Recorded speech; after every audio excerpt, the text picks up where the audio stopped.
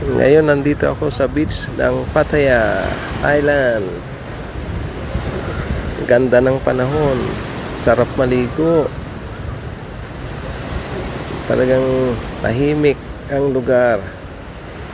Kaya maraming na nagkakagusto sa Pattaya, Thailand. Malinis at maraming mapupuntahan at mura pa ang mga bilihin.